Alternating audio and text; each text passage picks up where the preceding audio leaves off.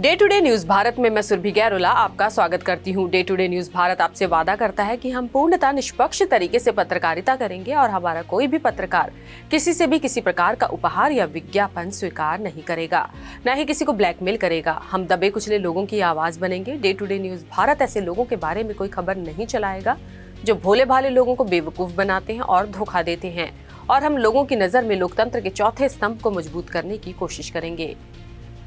हिमाचल में लगातार हो रही बारिश के चलते हालात बद से बदतर होते जा रहे हैं। समूचे राजगढ़ क्षेत्र में पिछले लगभग 36 घंटों से लगातार भारी बारिश होने के कारण पूरा जनजीवन अस्त व्यस्त हो गया है। पूरे क्षेत्र में दर्जनों सड़कें बंद पड़ी हैं।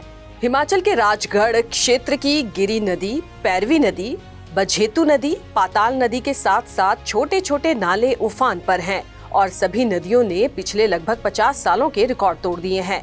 अगर बिजली आपूर्ति की बात करें तो रविवार देर रात से नगर पंचायत राजगढ़ सहित दर्जनों पंचायतों के सैकड़ों गांव अंधेरे में डूब गए हैं। मोबाइल नेटवर्क भी ठप पड़े हैं, जिसके कारण पूरा जनजीवन अस्त व्यस्त हो गया है। यहां तक कि सोलन राजगढ़ मुख्य सड़क भी अनेक स्थानों पर भूस्खलन के कारण बार बार बंद हो रही है। इसके साथ साथ नौहराधार, राजगढ़ खैरी, राजगढ़ हाबन, सनौरा नेरीपुल, हाबन धामला, चंदोल के साथ साथ पझौता व रासू मांदर क्षेत्र की सभी सड़कें बंद पड़ी हैं। सभी सड़कें जगह जगह भारी मलबा व नालों में उफान के कारण बंद पड़ी हैं। लोगों को पैदल ही अपना सफर तय करना पड़ रहा है। किसानों और बागवानों की कृषि एवं बागवानी उत्पादन खेतों में ही खराब हो रहे हैं। उप तहसील पझौता के पैण कुफर गांव में भारी भूस्खलन के कारण गांव को खतरा पैदा हो गया है। यहां लगभग 9 लोगों के घरों को खाली करा दिया गया है। इसी गांव में कुछ घर पूरी तरह सामान सहित नष्ट हो गए हैं और कई मकानों को भी आंशिक नुकसान पहुंचा है। कई घरों में दरारें तक आ गई हैं। इसके साथ साथ अनेक स्थानों पर गौशालाओं को भी नुकसान पहुंचा है और कुछ क्षेत्रों में मवेशी भी दबकर मर गए हैं। इसके साथ साथ नगर पंचायत राजगढ़ में भी अनेक स्थानों पर लोगों के रिहायशी मकानों को भारी भूस्खलन के कारण खतरा पैदा हो गया है। एसडीएम राजगढ़ राजकुमार ठाकुर के अनुसार क्षेत्र में हो रही भारी बारिश के कारण भारी नुकसान हुआ है, जिसका आंकलन करने के लिए राजस्व विभाग व स्थानीय प्रशासन सुबह से लगा हुआ है। दूर दराज के क्षेत्रों में भारी नुकसान पहुंच चुका है, जिसके साथ साथ आंकलन करके प्रभावित परिवारों को राहत प्रदान की जा रही है। विशेष दूर दराज क्षेत्रों में सड़कें बंद होने के कारण प्रभावी परिवारों तक पहुंचना मुश्किल हो रहा है। फिर भी टीमें पैदल सफर करके प्रभावित परिवारों तक पहुंचने का प्रयास कर रही हैं।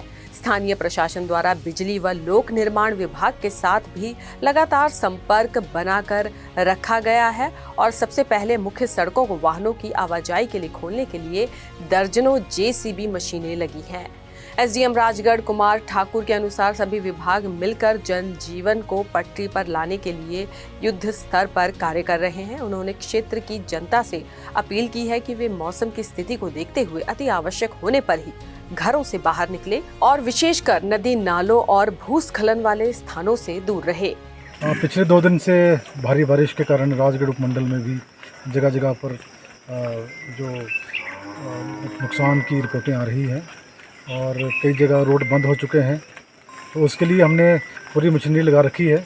लोक निर्माण विभाग के सभी अधिकारी कर्मचारी लगे हुए हैं और राजस्व विभाग के भी कर्मचारी फील्ड में सभी मैंने तैनात किए हुए हैं कि वो जगह जगह जहाँ जहाँ दिक्कत आ रही है तो डैमेज और लॉस का असेस करें और उसकी रिपोर्ट करें और जहाँ जिस चीज़ की आवश्यकता हो उसके लिए हम लोग तत्पर हैं। इसी प्रकार से पिछले रात से बिजली भी बाधित है, उसके लिए भी विद्युत विभाग के लोग लगे हैं और इसको सुचारू रूप से पुनः चालू करने के लिए उम्मीद है कि जल्दी चालू हो पाएगी। और हम लोग राहत के काम में जुटे हुए हैं और कोशिश ये रहेगी कि भी किसी भी व्यक्ति को इसी प्रकार की दिक्कत ना आने पाए। उधर बिजली विभाग की 33 केवी लाइन सनौरा के पास टूट गई है, जिसके कारण पूरा क्षेत्र पिछले लगभग 24 घंटों से अंधेरे में डूबा है।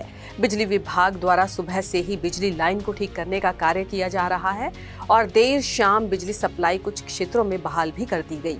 मोबाइल नेटवर्क भी देर शाम ही चालू हो पाए हैं, वह भी राजगढ़ व आसपास के क्षेत्रों में। बाकी दूर दराज ग्रामीण क्षेत्रों का संपर्क अभी भी पूरी तरह से कटा हुआ है।